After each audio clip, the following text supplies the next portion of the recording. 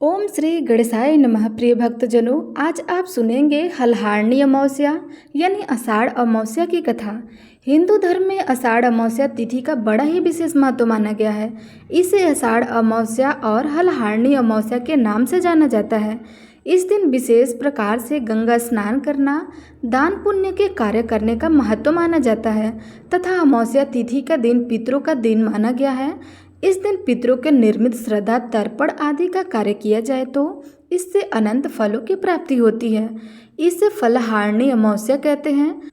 यह एक महत्वपूर्ण दिन होता है। इस दिन भगवान श्री कृष्ण के बड़े भाई बलराम हलधर की पूजा की जाती है तथा हल के पूजा करने का इस दिन महत्व माना गया है। और इस दिन धरती माता तथा अन्नपूर्णा देवी की पूजा करने से अच्छी फसल की प्राप्ति होती है।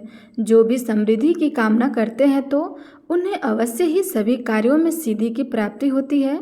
इस बार हल्हारणी अमावस्या आषाढ़ अमावस्या जो कि 25 जून 2025 बुधवार को पड़ रहा है। तो आइए सुनते हैं आषाढ़ अमावस्या हल्हारणी अमावस्या की कथा।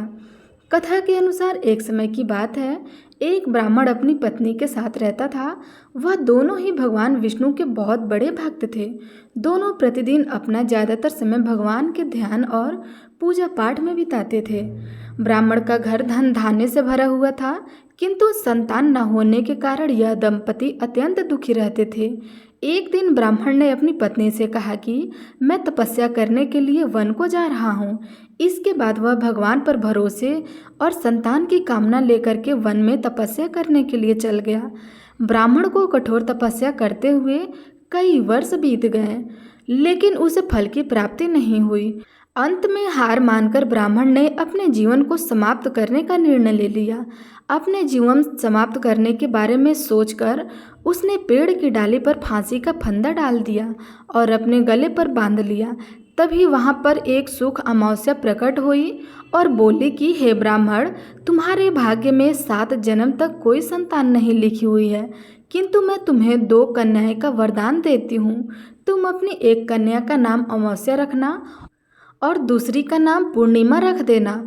तुम अपनी स्त्री से कहना कि वह 1 वर्ष तक सुख अमावस्या का व्रत रखे और अमावस्या के दिन 1 कटोरी चावल भरकर उस पर दक्षिणा रहकर दान कर दे।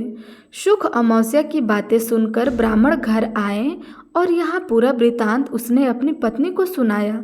सुख अमावस्या के आदेशों के अनुसार ब्राह्मणी ने व्रत रखना आरंभ कर दिया। कुछ दिनों के बाद ब्राह्मण के घर 2 कन्याओं ने जन्म लिया, जिसमें से एक कन्या का नाम अमावस्या था और दूसरी कन्या का नाम पूर्णिमा था। जब ब्राह्मणी की दोनों बेटियां बड़ी हुई तो ब्राह्मण ने उसका विवाह कर दिया। बड़ी बहन अमावस्या धार्मिक प्रवृत्ति की थी। वह काफ़ी समय भगवान की पूजा और धर्म कर्म में व्यतीत करती थी। इसके विपरीत पूर्णिमा भगवान को बिल्कुल भी नहीं मानती थी। बड़ी बहन अमावस्या के घर में सुख समृद्धि का भंडार था, पर छोटी बहन के घर में दरिद्रता छाई हुई थी। जब बड़ी बहन अमावस्या को अपनी छोटी बहन पूर्णिमा के बारे में पता चला कि वह बहुत दुखी है, तब अमावस्या अपनी बहन के लिए ढेर सारा सामान लेकर उसके घर उससे मिलने के लिए गई। छोटी बहन के घर पहुंचकर अमावस्या ने उसे 1 वर्ष तक सुख अमावस्या का व्रत करने की सलाह दी। साथ ही अमावस्या ने व्रत करने के बारे में पूर्णिमा को भी बताते हुए यह भी कहा कि तुम 1 वर्ष तक सुख अमावस्या का व्रत करना और 1 कटोरी में चावल भरकर उसे दान कर देना। ऐसा करने से तुम्हारे सभी कष्ट दूर हो जाएंगे और घर में सुख समृद्धि आ जाएंगी।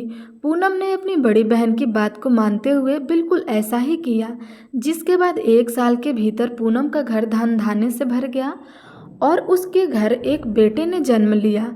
इस प्रकार जो भी विधि पूर्वक सुख अमावस्या का व्रत करता है उसके घर में सुख समृद्धि आती है।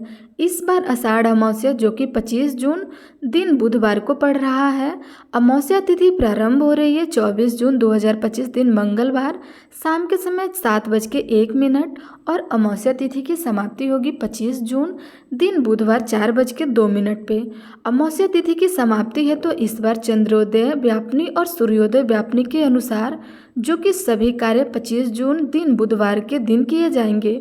जो भी गंगा स्नान का कार्य करने वाले, दान पुण्य का कार्य करने वाले, पितरों का श्रद्धा तर्पण आदि का कार्य करने वाले हो तो सभी भक्तजन 25 जून बुधवार के दिन इस कार्य को करेंगे।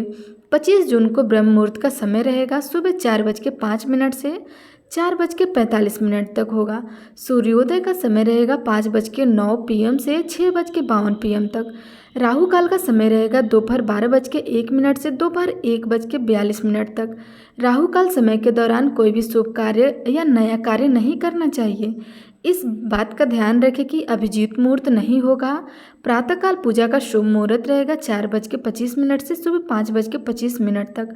शाम को पूजा का मुहूर्त रहेगा 7:23 से रात में 8:23 तक। विजय मुहूर्त का समय दोपहर 2:43 से दोपहर 3:39 तक रहेगा।